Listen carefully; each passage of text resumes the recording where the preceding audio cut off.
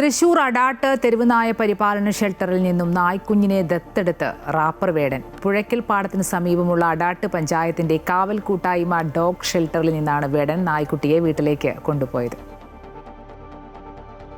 അടാട്ട് ഗ്രാമപഞ്ചായത്ത് തെരുവുനായ ശല്യം പരിഹരിക്കുന്നതിനും നായ്ക്കളെ പരിപാലിക്കുന്നതിനുമായാണ് വിവിധ ഭാഗങ്ങളിലായി ഡോഗ് ഷെൽട്ടറുകൾ സ്ഥാപിച്ചത്. ഇതിനകം തന്നെ ഏതാണ്ട് 32ഓളം നായ്ക്കുഞ്ഞുങ്ങളെ ആളുകൾ വീട്ടിലേക്ക് കൊണ്ടുപോയി കഴിഞ്ഞു. 32ാമത്തെ കുഞ്ഞിനെയാണ് കൈമാറുന്നത്.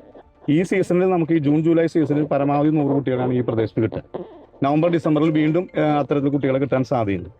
ഇതെല്ലാം ചേർത്ത് നമ്മൾ ഇവരെ സെൻട്രലൈസ് ചെയ്ത ഷെൽട്ടറുകളല്ല നമ്മൾ ചെയ്യാൻ പോകുന്നത്. അപ്പോൾ അതിനകത്ത് പ്രജനനം അല്ലെങ്കിൽ ബ്രീഡിങ് ആവശ്യമായിട്ടുള്ള കുട്ടികളെ പ്രത്യേകമായ ലൈസൻസ് നൽകി അവർക്ക് ബ്രീഡ് ചെയ്യാനുള്ള അവസരം കൊടുക്കും.